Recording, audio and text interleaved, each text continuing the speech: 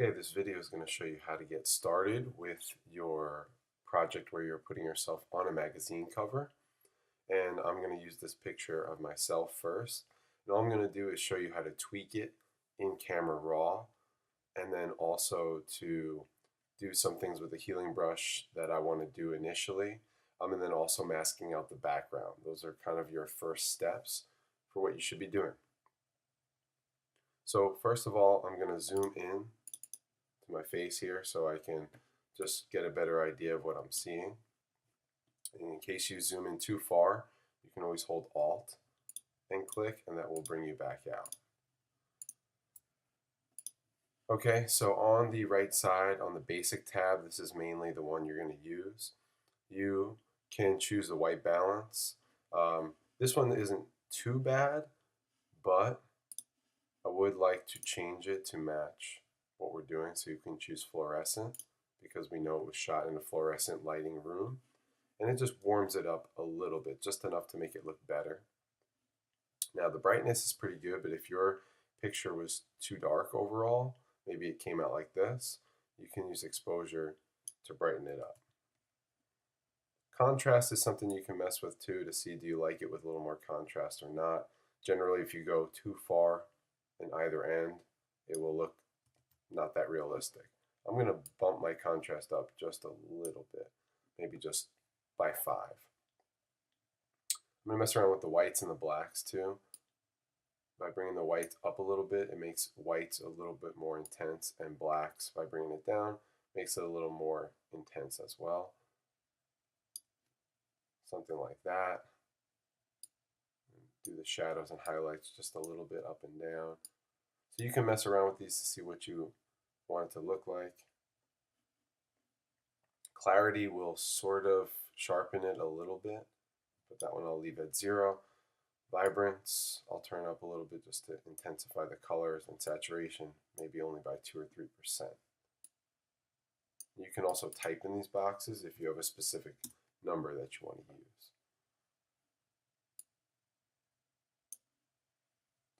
So I think this looks pretty good. Now, when you go to open up your image, I highly suggest that you use the Option key. When you hold down Option, notice how this down here changes from just open image to open a copy. What that does is gives you a copy of this so that the original raw photo is still going to be there and unaffected. So let's hold down Option, choose Open Copy, and we get this copy. Now the very first thing I want to do with this picture is going to be to work on my eyes. So I'm going to zoom in, and you see I have these double bags under my eyes, I guess from being so tired. And we're going to have to zoom in very far. So what I'm going to do is I'm going to use the spot healing brush for individual spots like moles and pimples and blemishes and things like that.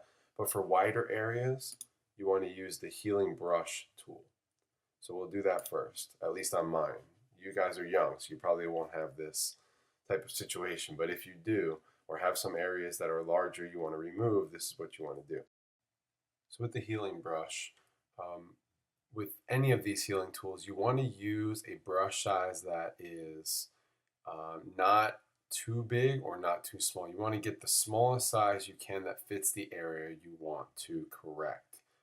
And remember, you're going to have to choose a piece of skin, in this case, to fill in with and to merge with. So I'm using the skin that's closest to the part that I want to heal so that it looks more realistic. And then even if some of these patches, like you see this darker patch here, I can go back through and try to just smooth that out a little bit more.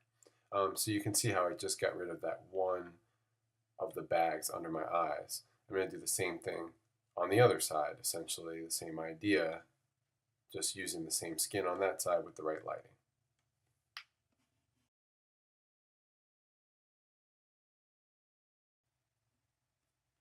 Notice how I have to change the brush size depending on the area that I'm using. So to get really into the corner of my eye, I'm shrinking the brush size.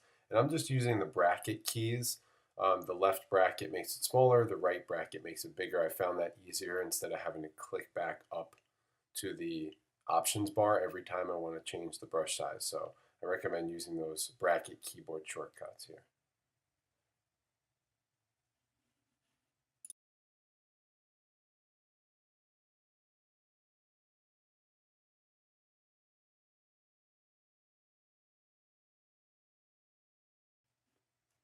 Next, I'm going to use the spot healing brush. Now this one is best used for small areas where you single click. If you use the spot healing brush to try to brush around and hold and push it around, it's not going to work. It really works best for very small areas. And notice the same concept as what I was saying before, is that you want the circle to be just big enough to be a little bit larger than the spot you want to get rid of, but not too big. You want it to be as subtle as possible. And I'm trying to get rid of some of the more obvious marks and imperfections on my skin. If you do it too much, it's going to start to look kind of strange. But to make it look as realistic as possible, you want to get rid of some of the more obvious things, but don't get rid of everything. Don't make your skin look like completely plastic. That's just not going to look like you anymore. So you want it to still look like you, and just kind of clean things up and get practice using these tools.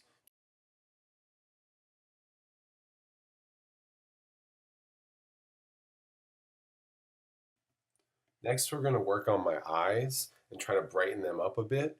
There are definitely a lot of ways to do this, but I'm going to show you one particular way using selections and fills. So if you don't like using the saturation brush that they used in chapter 5 to brighten up the eyes, you can do this method. That saturation brush really works well for people with bluish or greenish eyes, but if you have brown or hazel eyes like me, the saturation brush isn't really going to do much, the sponge tool I mean.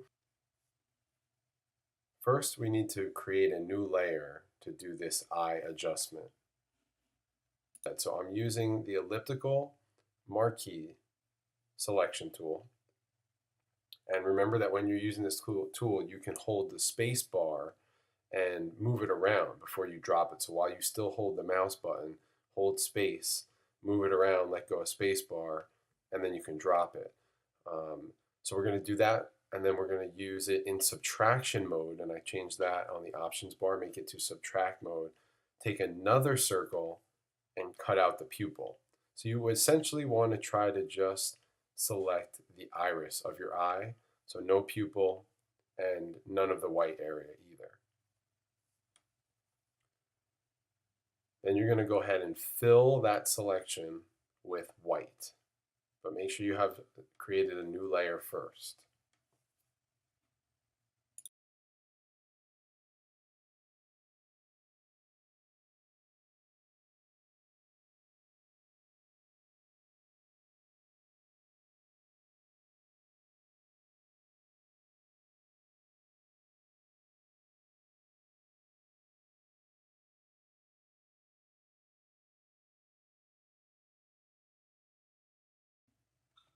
After deselecting, we're going to go to the filters and choose a Gaussian blur, which is under the blur menu in the filters.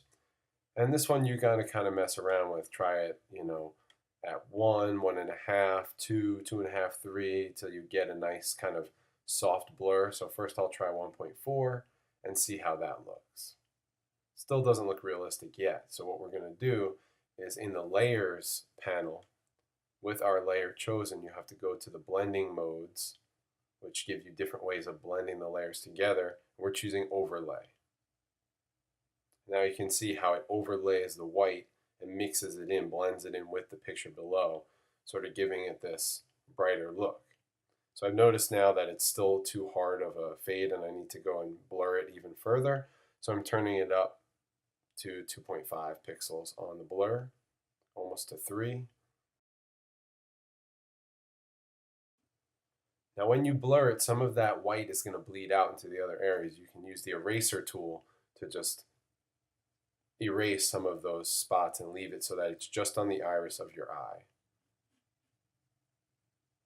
Now I'm going to do the same thing on the other side for the other eye. Same idea. One circle to cover the whole eye, and another one in subtraction mode to remove the iris. So you just have this sort of almost a half circle selection on just the color area of your eye. Now I'll go through the same exact steps on this eye.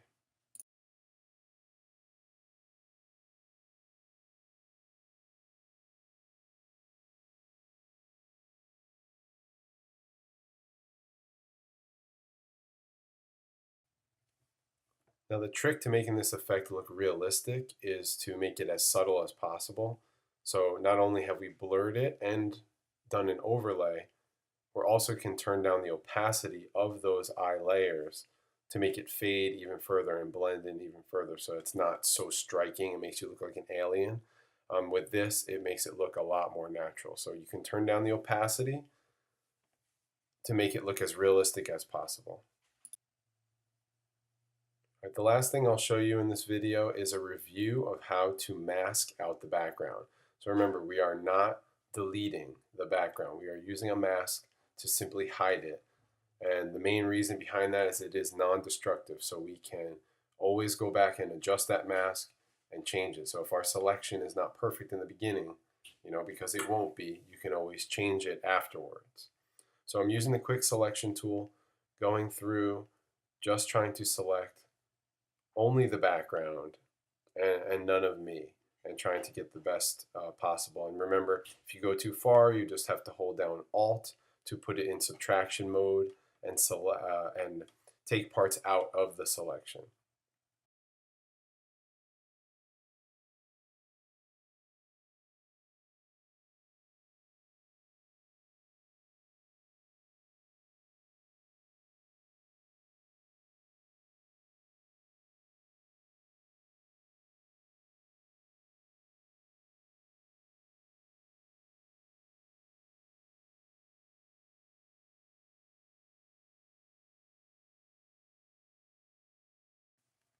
So once you have your selection, you just go to the layer menu to create a mask.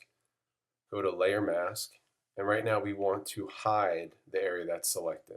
So we're going to choose hide selection, and it'll create our mask based on that selection.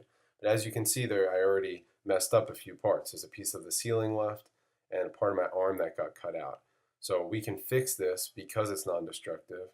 We're going to use the paintbrush with the color black on the mask and hide out anything that we missed. Any pieces that are still attached to you around the edges, you can zoom in and go ahead and correct those things.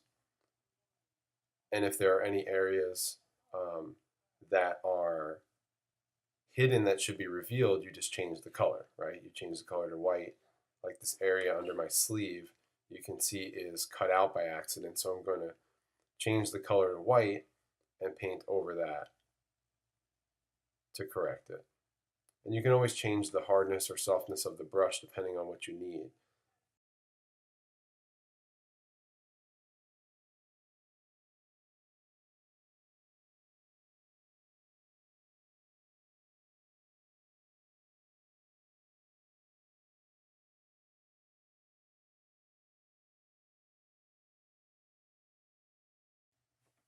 Now to make sure that we fit our image to the size of a magazine cover, we're going to go to the image menu, choose image size, and we want to change this from where it says fit to.